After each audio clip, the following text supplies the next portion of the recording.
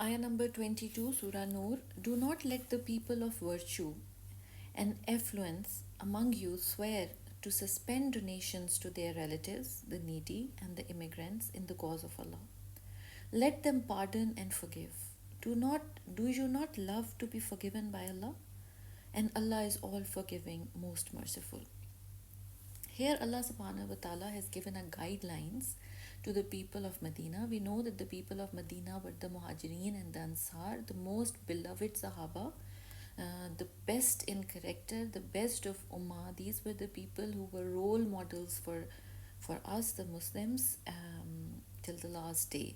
So Allah subhanahu wa ta'ala has laid down the moral rule, the social rule for them, that forgive people who, even those people who have done bad to you, and it does not suit you to suspend whatever charity you are giving them just because they have gone against you. This verse had specifically come for Hazrat Abu Bakr Siddiq. It has been said that when the incidents of ifk or slander had occurred against Hazrat Aisha radiallahu anhu had started, that Aisha had started Hazrat Aisha radiallahu anhu states that after the revelation of Surah Nur, ayah number 11 to ayah number 21, which absolved her from the accusation, declared her innocent, Hazrat Abu Bakr Siddiq swore, he was her father, swore that he would no longer support Mista bin Uthata. Mista was, as I have already told you, that he was the son of a cousin of Hazrat Aisha's mother, and they were poor people. So the Hazrat Abu Bakr Siddiq radiallahu anhu used to help them monetarily, financially. But when they became a part of the slander and started propagating it without any proof, so there were believers involved. I have already mentioned that there were certain believers. Hazrat Hassan bin Sabit, Hazrat Mista, and Hazrat Hamna bin Jahash were involved. So these were believers, and it was just a mistake on their part. We know that humans are weak, and they can fall into sins. They can fall into sins, but that does not mean that they wanted something bad against the Prophet ﷺ, or they had disbelieved, or they were hypocrites. No, it was just a mistake on their part.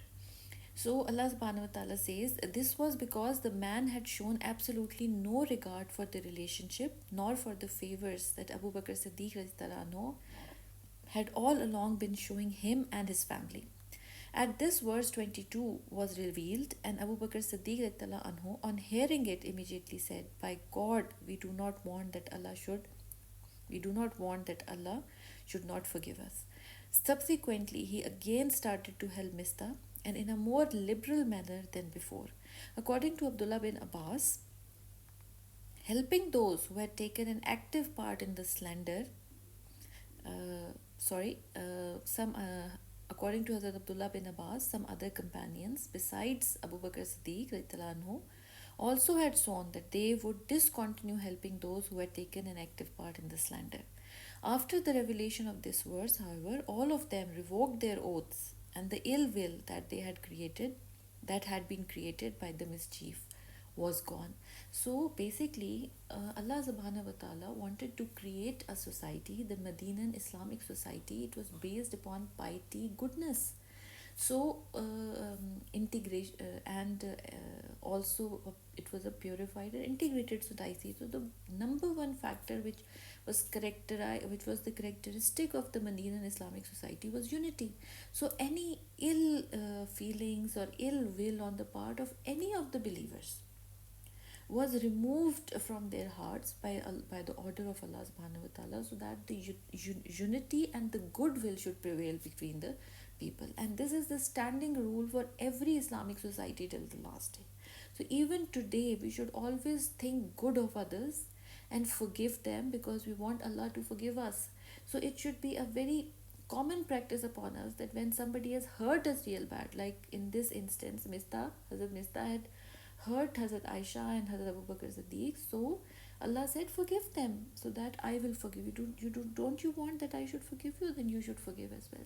So when we are hurt very badly by people who are near and dear to us, or the ones who are dependent upon us, or we are helping them in one way or the other, we should continue doing the good thing in order to maintain the goodness and goodwill of the society as Allah has commanded in this verse. Just because for Allah, sincerity, ikhlas, for Allah alone, we should forgive them and continue with it, so that number one, we are obeying this commandment of Allah in Surah Nur. Number two, to maintain unity in the society, which is a very important characteristic for strength of Muslim Ummah.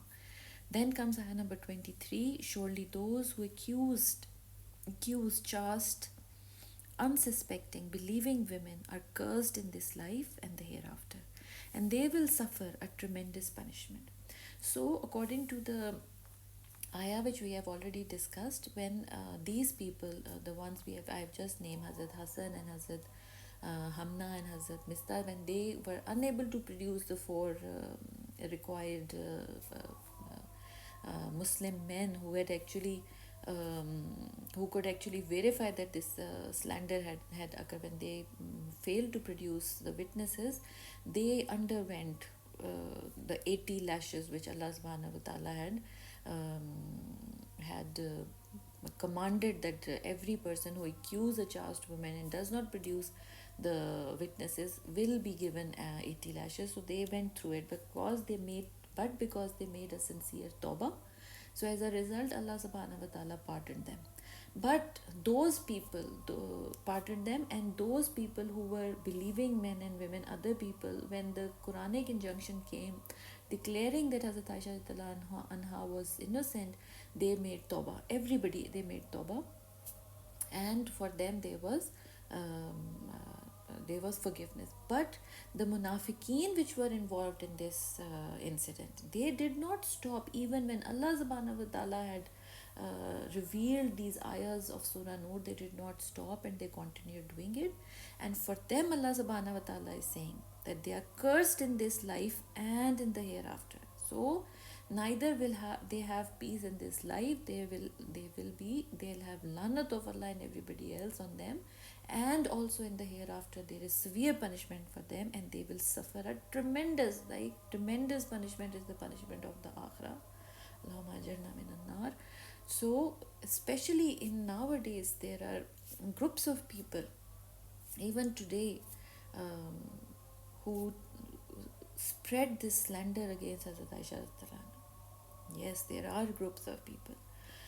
So do not indulge with these people, these groups of people. Whoever says anything bad against any of the Sahaba or Ummahatul Mu'mineen or anybody else in those first three generations, we should avoid them, and we should not take part in any kind of slander with them, and we should be very very careful, because it has been prohibited that Hazrat Aisha anha was the wife of the Prophet ﷺ, the best of the best of the best men that Allah subhanahu wa ta'ala has ever created. And the wives of prophets are generally, they are very noble human beings. The prophets are not given women as wives which are sexually immoral. They are not. Even for the wife of Hazrat Nuh alayhi salam and Hazrat Lut alayhi salam, it was said that they were disbelievers. It was not said that they were sexually immoral. It was not. So they can be disbelievers, but they cannot be sexually immoral. And for Prophet sallallahu alaihi wasallam, the best man that had ever been created, how, when Allah subhanahu wa ta'ala says that good women are for good men, how is it possible that the wife of the Prophet ﷺ, which Allah subhanahu wa ta'ala has granted, could be an immoral woman? Na'uzubillah. It is completely impossible in such people. Even nowadays, if anybody says a thing like this, completely discontinue any engagement with such people. Allahumma ajirna minan nar. And Allah says on the ayah number 24, on the day their tongues, hands and feet will testify against them for what they used to do. So when the people who are going to come in front of Allah subhanahu wa ta'ala, they will, most of them, they are going to confess that yes, we have done these wrong things. But even then there are going to be a few such people that they are going to lie in front of Allah subhanahu wa ta'ala, who knows everything. and they are going to lie, and they will say that we did not do such sins. And Allah subhanahu wa ta'ala says that their mouths will be locked, sealed, and their hands and feet and their tongues are going to say that they did these sins. Because as I have explained before as well, that when Allah subhanahu wa ta'ala says Rabbus samawati wal ard, then He is the Lord, He is the Master, He is the owner of all the skies and everything in them, and all the worlds and everything in them, and everything in between. He is the owner, He is the Master. Why do we think that this body belongs to us? Nothing belongs to anybody except Allah.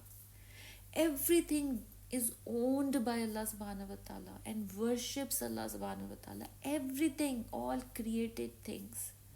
That why do we think that this body belongs to us and it will do as we want it to do? When Allah will command our organs to speak the truth, they are going to say what is the haqq, and we will not have any control over them, because we don't own them. We don't. Even our own tongue is going to testify against us. Our own eyes and hands and feet is going to testify against us.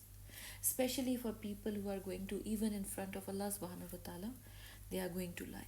So in ayah number 25, Allah subhanahu wa ta'ala says, on that day Allah will give them their just penalty in full, and they will come to know that Allah alone is the ultimate truth. He is the Hazir, He is the Baqi. He is the one who was, and He is the one who will ever, who is going to be there forever. There is no other reality than Allah subhanahu wa ta'ala. Everything else is an illusion, created things which will meet an end, except for Allah, who is Ya Hayy Ya Qayyum. So Allah subhanahu wa ta'ala is saying to those hypocrites and wrongdoers, disbelievers, who do not listen to the commandments of Allah and the commandments of the Prophet. As we have already read in the first ayah of Surah Nur, that every commandment which is coming in Surah Nur is obligatory. So Allah subhanahu wa ta'ala is saying that those hypocrites, because it is specifically we are talking about Medina, so those were the hypocrites who wanted to slander the Prophet ﷺ, break the unity of the Muslims and break the moral supremacy which the Prophet ﷺ had. Those ill-intentioned people, Allah subhanahu wa ta'ala is saying for them, they are going to get their full punishment. So in ayah number 26, Allah says, wicked women are for wicked men, and wicked men are for wicked women. A virtuous woman are for virtuous men, and virtuous men are for virtuous women. How is it possible that a woman who is not virtuous by nature can go along with a virtuous man? How long can she pretend? How long can she carry on living with a virtuous man? Because a virtuous man will not indulge in extramarital relationships. He will go into a halal relationship, and a halal relationship is forever. So how long can an immoral, unvirtuous woman continue to pretend? Eventually her nature will come out, and a virtuous man cannot go along with her. Before, Allah subhanahu wa ta'ala has already prohibited the virtuous people, the believers, to marry fornicators and fornicatresses. He has prohibited them. So even by mistake, if such things happen, they cannot go along. So Allah says that such relationships are bound to break. They are bound to break. They cannot go along. So Allah subhanahu wa ta'ala has, that's why Allah subhanahu wa ta'ala has given the concession of divorce. He has given the concession of multiple marriages. So take the concessions which have been given by Allah subhanahu wa ta'ala, and marry a virtuous woman, because Allah subhanahu wa ta'ala has given virtuous women for virtuous men. So how is it possible that Allah had given the most virtuous of people, the Prophet ﷺ, and unvirtuous? How is it possible? Even other prophets who had been given unbelieving women, wives, even those were not sexually immoral. How could it happen? So Allah subhanahu wa ta'ala says in ayah number 26, the virtuous are innocent of what the wicked say. So you must consider who is putting on the allegation. What is the virtue of the person who is putting on the allegation, and does it stick? They will have forgiveness and an honorable provision. So when Allah has exonerated the Hazrat Aisha radiallahu anha and declared that she was innocent, then he has given, then Allah subhanahu wa ta'ala says that they will have forgiveness and an honorable position with Allah subhanahu wa ta'ala. Whatever bad people or wicked people say about them, they will still have an honorable position with Allah subhanahu wa ta'ala. And what matters is basically what Allah subhanahu wa ta'ala knows and what you are going to get eternally. If eternally you are getting punishment, then you are in loss even in this world. Even if you find that you are successful and popular and everybody is listening to them and everything, and whatever you say, whether it's right and wrong, becomes the word of every mouth. But if it is wrong, if you are accusing a virtuous woman of a wrong thing, that means it's a loss eternally. And even in this world, according to ayah, even in this world there is lanat of Allah subhanahu wa ta'ala on you. So basically it's a complete loss game. So ayah number 27, O believers, do not enter any house other than your own until you have asked for permission and greeted its occupants. This is best for you, so perhaps you will be mindful. So after Allah subhanahu wa ta'ala has talked about the most bad and heinous public sins, fornication and adultery, and their punishment and the punishment of people who wrongfully accuse, and then Allah subhanahu wa ta'ala has declared that the standard is what he expects is that you should think good of one another unless you have proof that they have done something wrong, and ask the people to forgive each other and continue with charity and goodwill, and reprimanded those people who do not stop even when Allah's commands have come in favor of the chaste women. Allah subhanahu wa ta'ala is now laying down the societal, legal, social principles. He wants a moral society, an integrated society based on goodness and piety.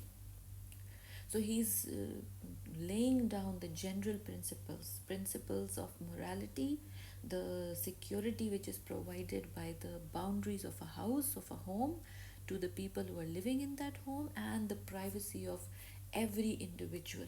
Allah subhanahu wa ta'ala is laying down the social and legal and moral principles over here, that it is not allowed by anybody to enter into a house without asking permission. It is absolutely not allowed. You should always inform the other person that you need to meet him, and if he consents, then you should go and meet that person. And if other person says that he is not available, you have gone and some other person is not available, maybe they are resting, maybe they are not well, maybe they are doing something important and they don't have time, then you should not mind it. You did not tell them beforehand. So now you have come to their house and you have asked for permission and they are busy, then they are saying we'll meet later on, I'm not available at this time. There's nothing to keep in the heart. I went to meet her and she was not there, and she was free but she didn't give me time, and you think bad guman, thinking bad of other person without proof. It is forbidden in Islam. Surah Hujurat, it's forbidden. You cannot think bad of somebody else on the base of a guman, of assumption. You cannot do that. It's not allowed. You have to think good of other. Give benefit of doubt to the other. A better thing is that you inform other person that you want to meet. And it is also the right of that person that if he has come to your door, then the other person should meet you and respect you and listen to whatever you have to say. Yes, both parties have their rights. But the way of the Prophet ﷺ was that if he went to somebody's house, he would knock 3 times and ask for permission. Once, if no, he knocked and asked for permission, no answers. Again he knocked, asked for permission, no answer. Again he knocked, asked for permission, no answer. He would return back home. And even when he's waiting on the door of that person and waiting for permission, he would stand on the side. So even an unintentional eye should not see what is going on inside, for the privacy of the people who are inside. It is absolutely forbidden to peep into the house of other person out of curiosity of any other bad intention or good intention. Not allowed to peep into the houses of other people. Completely forbidden.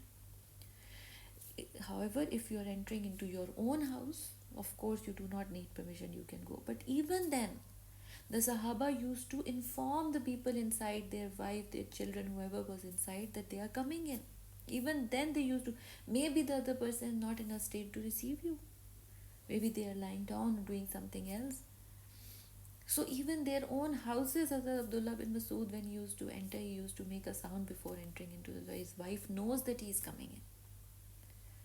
So how can you enter somebody? Even in there are manners for telephonic conversation. If you're never call at a time when you know that it's time when people are resting or people are worshipping. Even if you want to talk to somebody again and again, ask for permission. What are your convenient times when I can call you? Or if you want to have a long chat, ask for permission that I want to have a long chat. What is the best time for me to call you? And even on the phone, if somebody is not available, he's in a hurry, so you should indulge them. There's nothing bad in it. If somebody is in a hurry, they are in a hurry, they have to do other things as well. So be helpful for one another. um, Make things easy for one another. Never try to pry into other people's privacy. Never be curious about what's happening in other people's lives and homes. So for the houses, for the other people houses where families live, for their your own people, but there are then there is the ayah number 28, when in which Allah subhanahu wa ta'ala says, if you find no one at home, do not enter it until you have been given permission. And if you are asked to leave, then leave. This is purer for you, and Allah has perfect knowledge of what you do. So Allah subhanahu wa ta'ala is saying that this is for the purification of yourself. What kind of purification? We have already studied that there are external purification and internal purification. External purification is keeping your clothes and your shoes clear of anything which is filthy, and eating from halal means. And internal purification is a complete forbiddance of shirk and controlling moral corruption. So this falls into the category of moral corruption. That if somebody does not have time for you and you have gone without telling them beforehand, and they say that we don't have time, then there's nothing to be angry about. Why would you carry rancor in your heart for them that he did not indulge me? But you did not go there informed. You did not inform the other person you are coming. So Allah subhanahu wa ta'ala is saying it's purer for you. It's a disease of the heart to think bad of the other person. Allah knows what you do, and Allah knows everything which we think, which we say, and which we do. Ayah number 29, there is no blame on you if you enter public places where there is something of benefit for you. And Allah knows what you reveal and what you conceal. Indeed, Allah knows everything which we are thinking and which we have, our intentions are, and what are in our hearts. And He knows what we are doing, with what intentions we are doing, and what we are saying, and what our opinions are. Allah knows everything. So here, when these ayahs were revealed, Hazrat Abu Bakr Siddiq came to the Prophet ﷺ, and he asked Prophet ﷺ that what about the people who are traveling in caravans? We know that people used to travel in caravans from Makkah for trade reason, to Syria and to Yemen, and those were long places, and there were places in the middle where they used to stop. Sarai, you can say sarai, which are public places in which they used to stop and spend the night and eat, and those were the places which were they did not have anybody inside them. They were for public welfare. So even if you asked for permission, there was nobody inside. So in these places, it is allowed for you to go. You can go there and stay there. As the owner of that place has allowed, or the governing body has allowed, or the government has allowed. If there are any injunctions that you have to take a ticket, then it is compulsory for you to take a ticket in that place. If it is required that you clean up after yourself, then you have to clean up before you leave that place. Then there are places like in the hospitals and in the schools which are for staff only. So you are not allowed to enter those places. You have to take permission if it is allowed. If it is written that it is prohibited, it's only for the staff, then you're not allowed to go to that places. So these are normal manners and morals of living in a society. So even Allah subhanahu wa ta'ala has laid down such basic principles, because even they can produce problems in a society. So Allah subhanahu wa ta'ala lays down each and every principle which blocks the way of anything which can go wrong in a society, or which can create a problem in the society. Then ayah number 30, Allah subhanahu wa ta'ala says to the Prophet sallallahu alaihi wasallam, tell the believing men to lower their gaze and guard their private parts. That is purer for them. Surely Allah is well aware of all what they do. So here the ayah of hijab are coming down. Hijab means partition. Partition. So Allah subhanahu wa ta'ala has created humans in two sexes. There are males and there are females. And Allah has given these sexes attraction towards each other. These are the basic requirements which Allah subhanahu wa ta'ala had put in every human beings, and Islam does not deny the attraction which opposite sex have for each other. Islam is the religion which is most natural. It is the Islam, the Sharia was laid down according to the nature of human beings. It will never ask you to do something which is against your nature, but it will give you the ways to do it in halal ways. It will always tell you halal ways to fulfill the desires and the nature of to indulge in the nature of human being. It will always stop you from doing things which are haram, which are wrong, which are impure, like unmarital sexual relationships. Sharia will always stop you from, as I've already told you regarding fornication and adultery, that Sharia, it's the had of Islam. Fornication and adultery is the had, the last limit, and crossing it means severe punishment. So Allah subhanahu wa ta'ala says in Surah Bani Israel that don't even go close to my had. If had is fornication and adultery, and breaking the had has punishment, then when Allah subhanahu wa ta'ala is saying don't even go close to them, that means that there is a buffer zone. But there should always be a buffer zone between you and the had. And these are the limits. There's one limit where the wrong thing starts, and then there's the last limit. So the last limit is adultery and fornication, and the first limit is casting an eye towards the opposite sex. So Allah subhanahu wa ta'ala in this ayah has prohibited the believing men. He has told them to lower their gaze. Do not look at na-mahram women. And I am going to go into details what mahram and na-mahram is, inshallah, very soon. So Allah has prohibited the men to look down, to lower their gaze, and do not look at na-mahram women or anything else which has been prohibited in Sharia. Whatever has been prohibited in Sharia, do not look at it. Create the buffer zone between yourself and adultery and fornication, because these are the ways and means which will eventually lead to adultery and fornication. So we are not even supposed to enter the buffer zone. So the ayah in Bani Israel, in Surah Bani Israel says, do not even go close to my had. Allah subhanahu wa ta'ala says, keep the buffer zone. The ways and means which might lead you to the end, which is the adultery and fornication, even those paths and means are also blocked, and first of them is casting an eye on the opposite sex. The Prophet ﷺ said that casting an eye is one of the poisonous arrows of shaitan. And what does the modern Western phenomena is? It's the Cupid's arrow. It's the Cupid's arrow. It said that it's a romantic arrow which has been cast by the Cupid, and the people fall in love. No.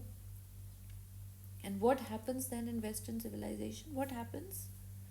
All haram means open up.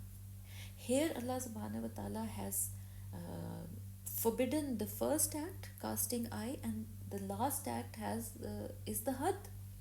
Whatever is in between is also forbidden. Holding hands, exchanging phone numbers, doing messages, phone calls, exchanging pictures, putting them on social media. Everything in between has been prohibited because they starting from looking at somebody else's, somebody namahram man or namahram women can produce desires which has to be indulged into only in halal means. But when these desires um, are awakened by just looking at the opposite sex, then it is very difficult to control them. And a person indulges into all the illegal haram means of doing it, namely gay relations, lesbian relations, sodomy, masturbation, and whatnot. All these things are haram in Islam. I have taken the name so it should be very clear. All these things are haram in Islam. Even looking at a namahram male or female is forbidden.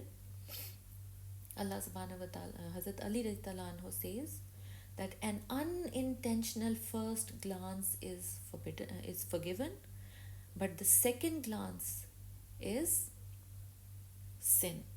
So if you did not have an intention on looking at somebody, by mistake you have looked at somebody, it's forgiven. But then later on intentionally you look at it, the second glance, then it becomes a sin. And the scholar says that if you look at somebody to gain pleasure for sexual gratification, it is completely forbidden. But if you look at somebody not for sexual gratification, but just because of work or anything else, even that is undesirable. Undesirable. So Allah subhanahu wa ta'ala has blocked every way and mean because it leads to moral corruption in the society, and we have done it in a lot of detail already from ayah number 1 to 11 and afterwards. It leads to moral corruption in the society. A public becomes morally corrupt, and it breaks the unity and the moral supremacy of the Muslims, of Islam. And you become a prey to the devices of shaitan. So everything I have mentioned now comes in the category of this ayah. So ayah number 30 says Allah subhanahu wa ta'ala first has commanded the men to lower their gaze. However, over here it does not mean that women are not supposed to lower their gaze. Even when Allah has said the men, even then it also means the women too. So, O Prophet, tell the believing men to lower their gaze and guard their chastity. Matlab, yani, if you raise your gaze and look at namahram male or females, or something which is not prohibited by Sharia, a drama or movie or whatever goes on, music, then the sexual desires, if they are awakened, they are going to force you to indulge in illegal sexual gratification, which I have already named. All these are illegal sexual gratifications. They will force you, and they are so powerful that you will not be able to control it. So keep a buffer zone between you and the had, Allah subhanahu wa ta'ala has prohibited the first act and prohibited the last act, and everything in between is also prohibited. And remember that our eyes and our tongue and our hands and our feet are going to bear witness in front of Allah subhanahu wa ta'ala if we lie. We can lie in this world, nobody knows what we are doing. If we are living, nobody knows what we are doing inside our houses, inside our rooms, inside the bathrooms. Nobody knows, but Allah knows everything. And we cannot in front of Him. May Allah not disgrace us in front of Him, and He brings out everything which we do in private. Allah knows everything. Even our hands and feet and tongue and eyes are going to bear witness against us. So be very mindful. That is purer for them. Surely Allah is well aware of all what they do. So now comes the ayah number 31, specific ayah for women of the ayah for hijab. So it is and tell the believing women to lower their gaze and guard their chastity, private parts, and not to reveal their adornments except what normally appears. So the believing women are being the last ayah number 30, when Allah is commanding the men, as I have already said, it does not mean He is only talking to men, He is also talking to women. But then Allah emphasizes more on the women in ayah number 31 and emphasizes again that tell the believing women to lower their gaze. When they lower their gaze, it is a um, exclamation, it is a profession, it is an expression that you are a believing woman. When you lower your gaze, it shows everybody who's looking at you that you are a believing woman, and they should avert their gaze or lower their gaze and not look at you, and guard their private parts. Do not indulge in all those haram means of sexual gratification, and not to reveal their adornments. What is adornment? Beautiful clothes, beautiful jewelry. It is completely forbidden to show your hair. Completely forbidden, and we are coming over there. So, the men, if you say that adornment is beautiful clothes and jewelry, then beautiful clothes and jewelry, if they are, we are not wearing beautiful clothes and jewelry, are then we are allowed to go out like that in front of non-mahram men? No, because non-mahram men are allowed to look at the clothes and jewelry as long as they are not on a woman. But the places where we are wearing beautiful clothes and jewelry, all those parts of the body, they have to be uh, covered in front of non-mahram.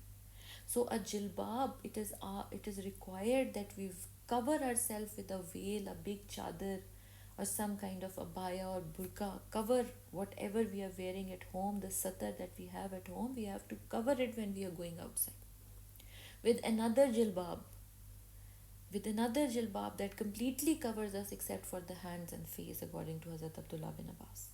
However, according to Hazrat Abdullah bin Masood, even the hands and face should be covered when you are going out of the house. Even the hands and face should be covered. So there is a difference of opinion here between the scholars of the past and scholars nowadays, that whether the face should be covered or uncovered. As Abdullah bin Abbas says that if it is required by the woman and she is going outside, her hands and face are the only two things that can be shown. Hazrat Abdullah bin Masood says even the hands and face should not be shown. And we have seen that the women of Saudi, for the people of humbly faith, they do not even show their faces and their hands, completely covered. So it is prohibited except what normally appears. So the exception comes what normally appears, in spite of whatever you are hiding. You're wearing an abaya and you're covering yourself with a chadar, but you cannot hide your height. Or if you're a very fat woman, you cannot hide your body, of course. Even if you have covered it completely, still it shows, of course. You can't hide your weight and your form. Or if for some reason, in case of unexpected circumstances, if your abaya moves away or chadar moves away and shows something of your dress, then of course you never meant it. So that is fine. But what basically matters here is that what your intention is. When Allah subhanahu wa ta'ala has said that you have to cover yourself from na-mahram eyes, then your intention, according to this ayah, you cannot go against this ayah.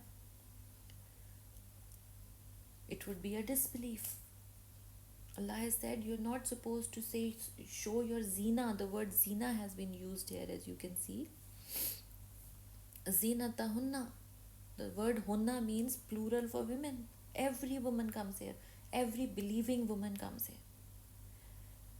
You cannot show your zina, your beauty.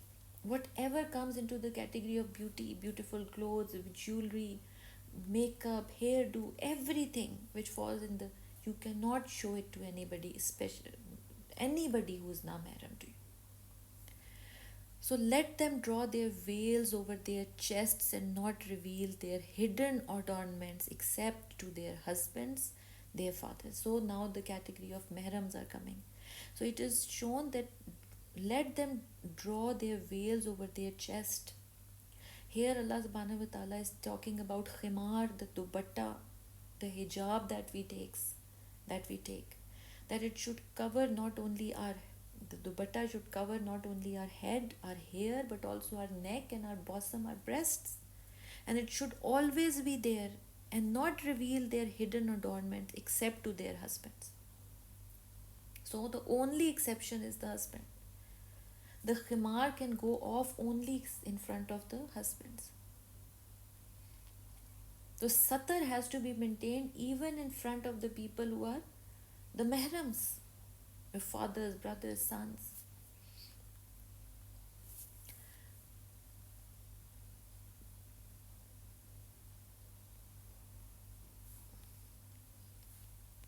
So here I like to go into a little more detail.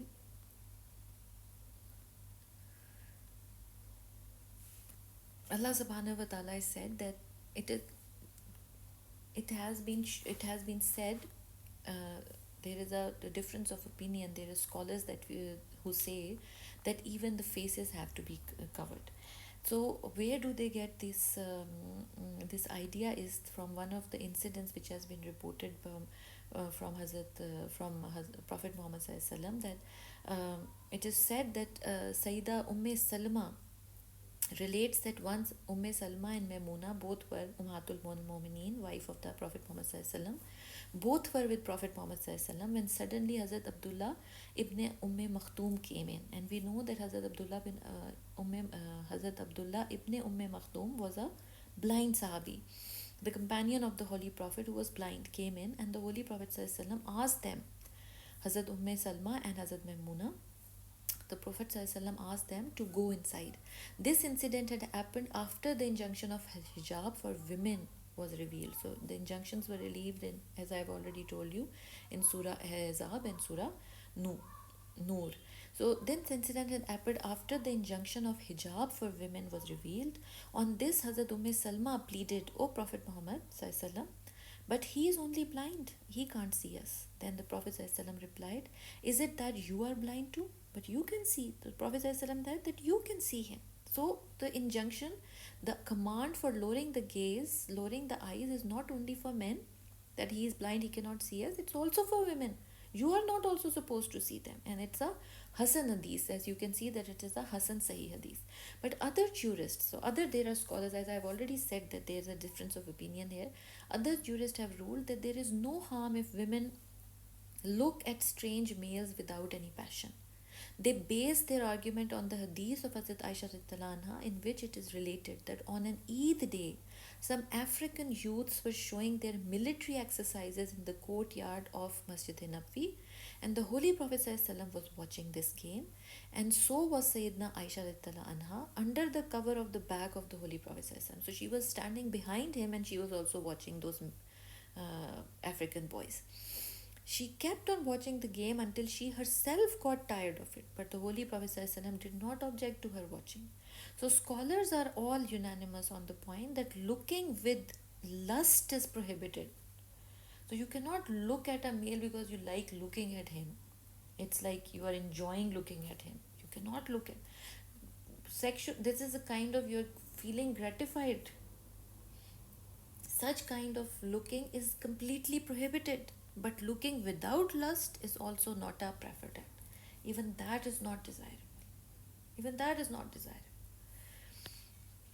To look at a woman's satar, we are talking about the satar, and we know that satar is everything that we could cover during namaz. So everything which is covered during namaz is satar.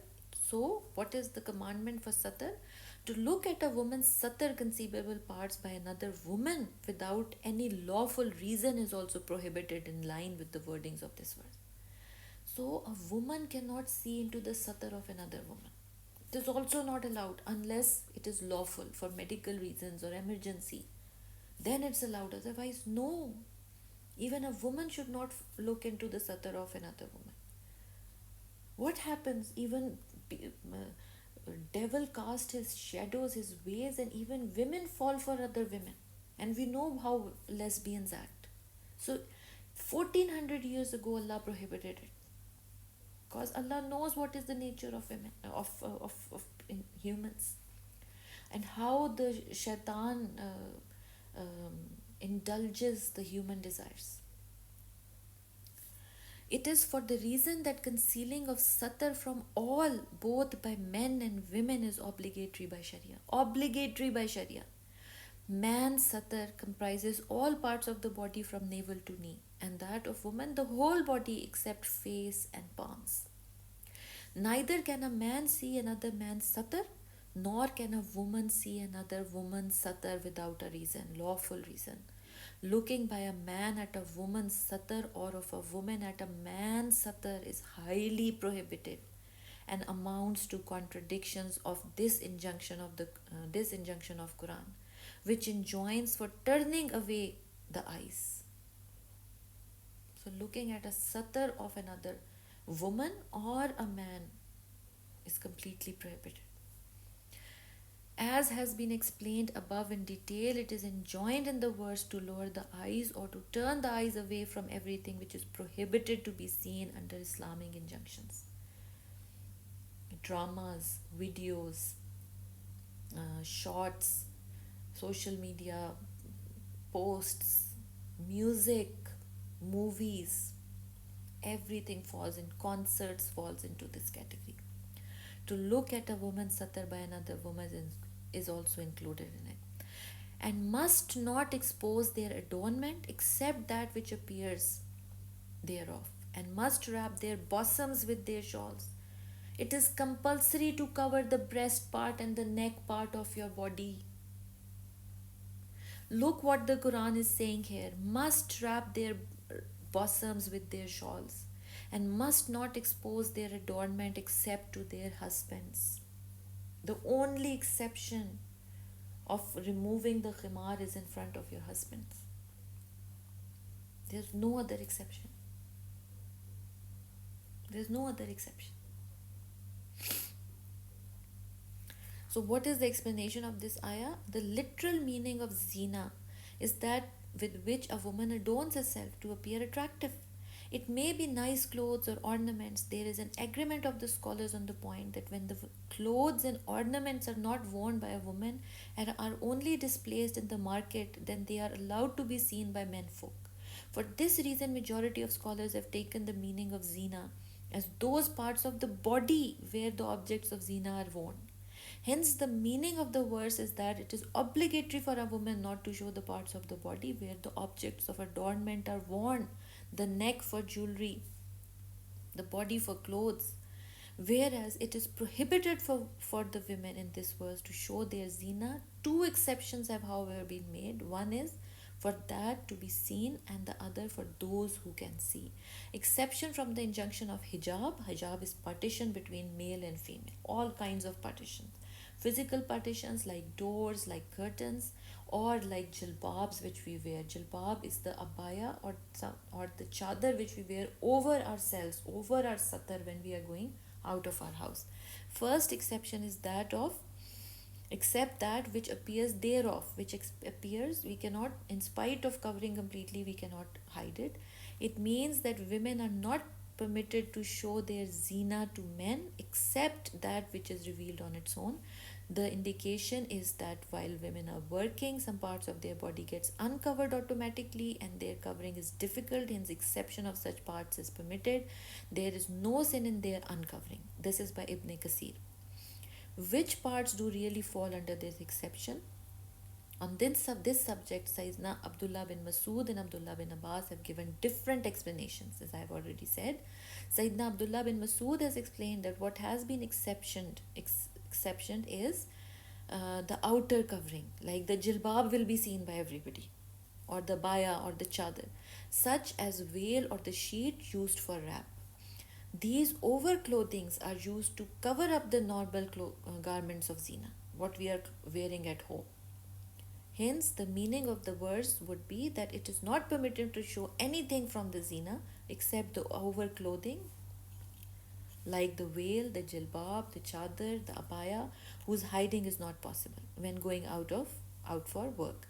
On the other hand, Sayyidina Abdullah bin Abbas has interpreted that it is purported for face and palms, because when a woman is forced to go out because of necessity, it is difficult to hide the face and palms while engaged in her work. Therefore, according to the explanation of Sayyidina Abdullah bin Masood, it is not permitted for women even to uncover their faces and palms before non-mahram men.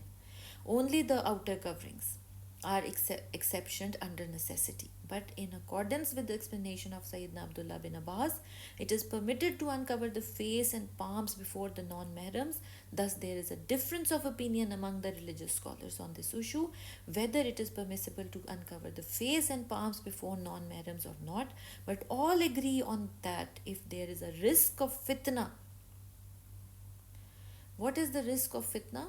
That the population or the public have a higher level of disturbed sexual desires, which we have nowadays because of continuous stimulation by all the media and the billboards and the cinemas and the music.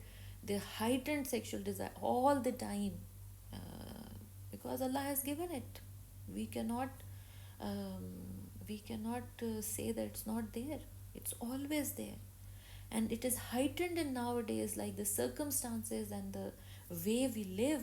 The sexual desires are heightened. So if in such times of fitna, it is said, by looking at a feminine face and palm, then its uncovering is not allowed, and women are not permitted to uncover even their faces and palms in this situation. All scholars also agree on that in prayers women can uncover their faces and palms, and in the uncovered position their prayers will be considered valid. So let me tell you what is the right way of dealing with situations where there is a difference of opinion between scholars.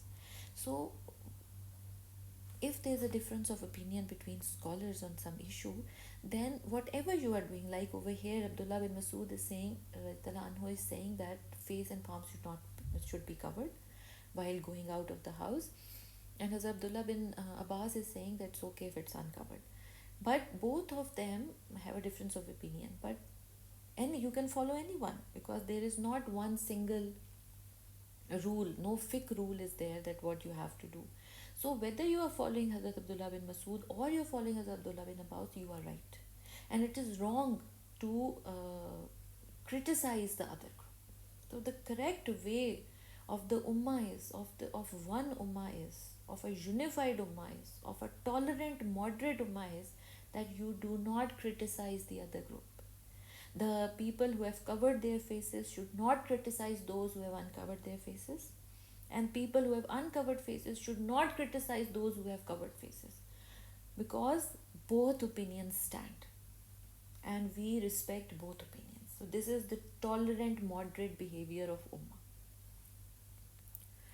So further, Qadi Badawi and Khazin have explained in the explanation of this verse that the object of the verse appears to be that women should not let anything of their zina be seen except that which gets uncovered during the process of working.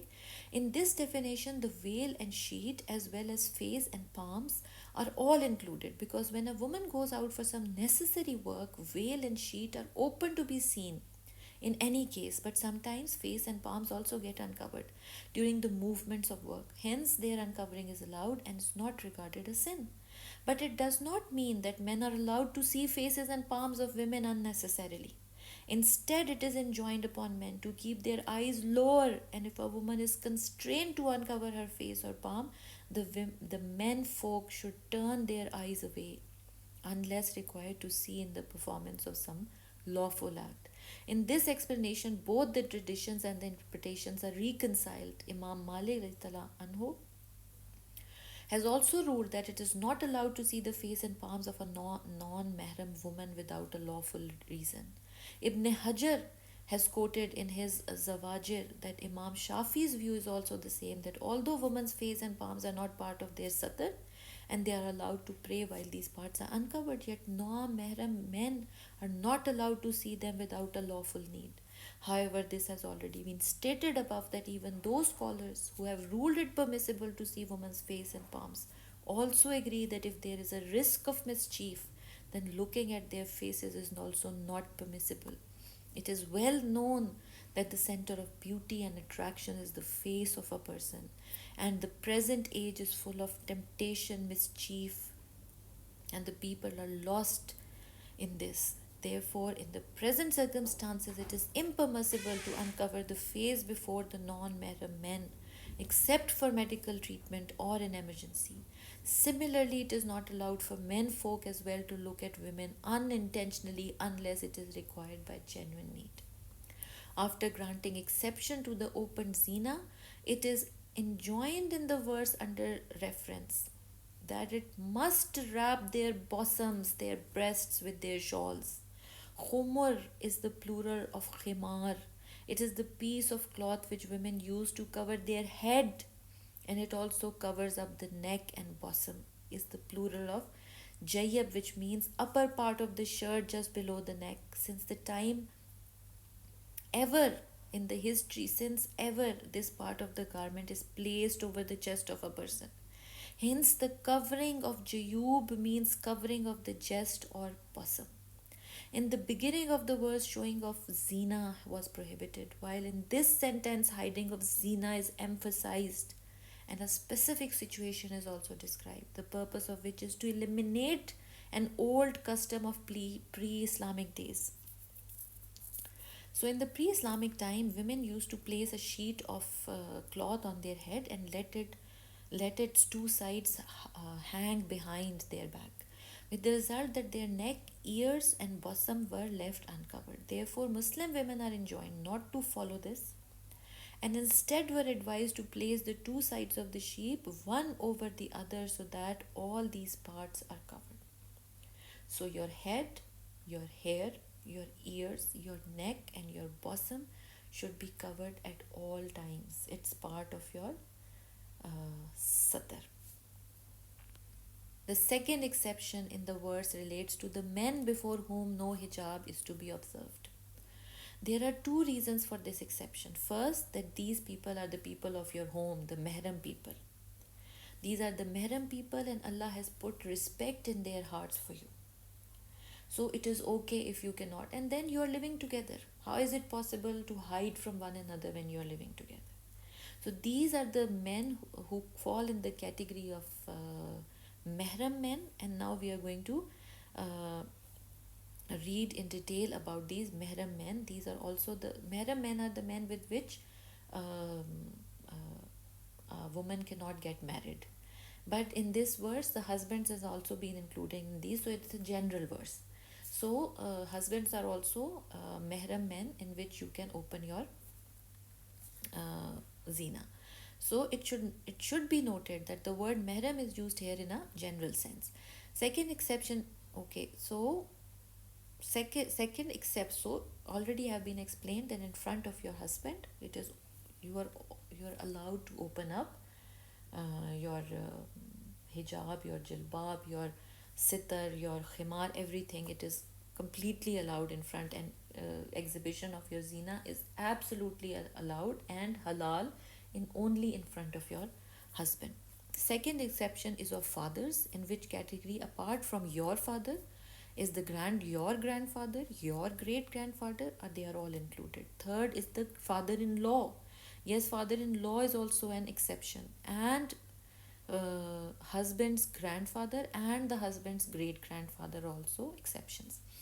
Fourth are the sons. Fifth are the husband's sons from other wives who may be from other wives. Sixth are the brothers, in which category all step brothers, brothers from other mothers, are also included. However, cousin brothers are not included in this category. So let it be very clear that when Allah subhanahu wa ta'ala includes the brothers as mahrams, the cousins are not mahrams. I repeat, cousins are not mahrams. So you have to cover up in front of the cousins. Sixth are the brothers, not the cousin brothers. They are all na mehrams. Seventh are the sons of the brothers. Here also sons of the step brothers are included, but sons of cousins are not included. Eighth are the sons of the sister, and here again sons of the stepsisters are included, but not those of the cousins. These are the eight categories of mehrams, and the rest are non mehrams. If somebody is not falling into this category, they are not mahram. Then the ninth category, from whom you can, like, it's okay if you do not cover up. The ninth category, these words are used, Allah subhanahu wa ta'ala has used the words of or to their women. These words are used for Muslim women before whom all such parts can be uncovered, which are allowed to be uncovered before fathers and sons. It has already been clarified earlier that this exception relates to hijab alone and not the satar. So, as much as possible, satar should be followed even in front of mehram men. Let me repeat the sentence. As much as possible, even satar should be followed in front of your fathers, brothers, sons. Husband is an exception. It is for the simple reason that what is not allowed to be uncovered before mehram men is also not permitted to be uncovered before any Muslim woman except for medical reasons. So, Muslim women come into that category. You can remove your jilbab in front of them, not your satar, unless there is an emergency or medical reason. By the exception made only for Muslim women, it becomes obvious that it is necessary for Muslim women to cover themselves before non-Muslim women. Why? Because they do not know the laws of Allah. They do not obey Allah, and they do not follow the same moral standards which have been laid down by Quran and Sharia. What they, if they go out and talk to na-mehram men, to non-believer men, about the beauty of Muslim women? That is absolutely not allowed. To talk about a Muslim woman in a way in front of non-Muslim, non-believing men in a way which will fantasize their imagination. It's completely forbidden for chaste women, for honorable women who are fearful of Allah, who are modest women. Completely not allowed. So be very careful in front of non-Muslim women as well. Ibn Kathir has quoted explanation given by Mujahid for this verse that it is not permissible for a Muslim woman to uncover herself before non-Muslim women, but there is Sahih hadith available which proves that non-Muslim women used to visit wives of the Holy Prophet. Hence, there is a difference of opinion here as well amongst the jurists. Some have declared non-Muslim women like men for the application of this injunction, while others have placed both Muslim and non-Muslim women under one category. This is covering before them is not necessary. So Imam Razi has opinion that the word their women encompass both Muslim and non-Muslim women, and the practice of virtuous elders of making Muslim women cover before non-Muslim women was because it was desirable. Not obligatory, but it is desirable. So at least satar should also always be observed in front of non-Muslim women. Minimum your satar should not open up even in front of non-Muslim women, because there's a difference of opinion. So we can go both ways. 10th category is you can open up in front of the people who are owned by their right hands. These are the slaves. So there are no slavery nowadays. So for at that time, people used to have slaves, male and women. So what the ruling was that the general sense of the wording includes both male and female slaves and servants, but many a scholar and jurist consider that it applies only to female servants and slaves. Therefore, it is obligatory to be in cover before them, male slaves and other non-mehrams. Hazrat Sayyid ibn Abi Musayyab has said, expressing his final view, do not be under the misconception that the wordings are general and include male slaves as well. It is not. This verse refers to only female slaves. Male slaves are not included in it. Sayyidina Abdullah bin Masood, Hassan al-Basri, Ibn Sirin have said that it is not permissible for a male slave to see female owner's hair. Even the hair of a female owner, it is not allowed. So the 11th category is, or male attendants having no sexual urges. These are the people who are, by nature they are born like that, or because of a disease or because of an accident, something has happened because of which they are not correct in their mind. The special need people come in this category. The people who, or the people whose sexual desires have come to an end because of accidents, medical reasons, diseases, or they are born like that, they feel no lust towards women. So they do not appreciate the differences, the attributes of female, differences between the attributes of female body and male body. So these people come into this category. So if people who were coming inside the haram and want to meet the ladies of the house, if such males are with them, even if they are adults, but they have, they fall into this category of special people, so they are allowed to, so in front of them the jilbab can be opened. Observe satar under all circumstances. Protect yourself. Always protect yourself. So we know that these injunctions were laid down as in order to uh, fortify, in order to fortify the moral um, values of the Islamic society. I have already explained in the beginning of Surah Nur and Surah Ahzab that the disbelievers and the munafiqeen had decided to break down the moral supremacy of the Prophet ﷺ in the Muslim society, to create chaos and to show the world that they are not people who are above performing sins. They are not people who cannot do wrong. They are just like us. They are as bad as us. So they wanted to create disunity and bad deeds among the society. So Allah subhanahu wa ta'ala, knowing what they were up to, reinforced the moral strength of Islamic society, and these legal, social and moral rules were laid down. So under all circumstances, a believing woman has to protect herself. Protect herself from the ill intentions of other people, and protect herself from ill intentions of your own desires as well. Yes, you have to protect yourself from your own desires, and you have to protect yourself from other people's wrong intentions and wrong desires. So satar has to be maintained under all circumstances. Of course, there are times that you can uh, remove, dupatta can be removed, or hijab can be removed, or in front of the mehrams, but even then it is better that it is observed. It's undesirable. It's not desirable. It can be done, but it's undesirable, makruh. For this very reason, Hazrat Ibn Hajar Makki has commanded in Sharahul Minhaj that no matter a man be impotent or devoid of genital organs or be very old, he is not excluded in this exception. Say this is a very old man. No. You say that he is impotent. No. Even those, there are males whose testicles have been crushed and they have no testosterone in their body. It is believed that they have no desires. No, these people have desires as well. Of course these people have desires. And these transgender people who are roaming around on the roads, these, even those people and all such people who have unnatural tendencies, have to cover up in front of them. Those are the people who have already fallen victim to the designs of shaitan.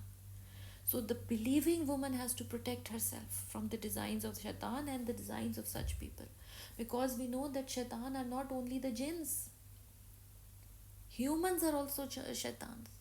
And how do we know that? Last ayah of Surah Nas, min al jinnati wan nas.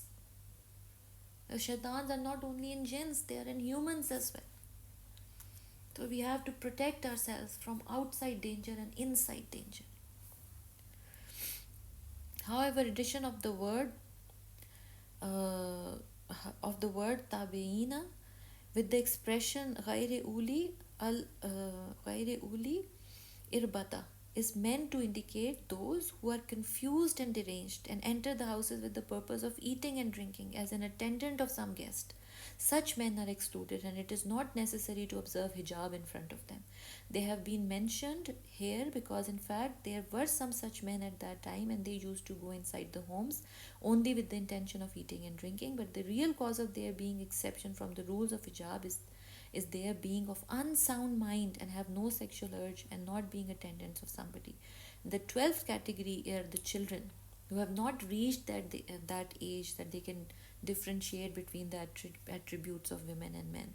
This refers to those young children who have not yet attained puberty and are totally ignorant of ladies' special attributes, gestures, and postures. Any boy who takes interest in female company for their special attributes is nearing their puberty, and covering before him becomes obligatory. And let them not stamp their feet in a way that the adornment they conceal is known. So we have to, the command to observe hijab is to cover up and not draw attention. So the veil or chadar or abaya you are wearing, it has to be plain because we don't want to draw attention. It has to be as plain as possible. Women have a desire to have an inclination towards beautiful thing, but try to be as unattractive as possible. Do not draw attention. Even the concealed ornament should not make sound music. It is incumbent upon women to step so gently that no sound is made of their ornaments and none of their zina is exposed to men. Sound of jewelry, the sound of heels, it is completely prohibited. Such zina is concealed zina, and even their sound can attract the na-mahram men. The issue of a women's voice, a woman's voice included in their satar parsi, and its causing to hear by non-mahram is prohibited. Is it prohibited or not? The jurists differ on this issue. But we know that a woman is, even if she under circumstances where she has to talk, it is very important that she talk in a way which does not attract opposite gender. Her voice should be loud, firm, and unattractive. Unattractive. It should not be like a way in which the other person is. The women who go out and in the markets they are talking to salesmen like bhai, sunena, maan jaina, and like this. This is completely forbidden. You have to talk in a way which is very firm, very loud. Like loud doesn't mean very, very loud. It means it should be firm and clear, and it should be unattractive, and should be in a way that a person would not like to look towards you. Not in a way that he is attracted to look at your face. No, it has to be a voice which is completely unattractive and not giving any invitation to the hearer. To go out wearing perfumes, it is also concealed zina. It is also included in this injunction that women, when they go out of their house for some need, they should not wear any perfume because that is also their hidden zina. And it is impermissible to cause it to reach non-mahram. In an oath reported by Tirmizi from Abu Musa al-Ashri, those women are declared bad who go out wearing perfume.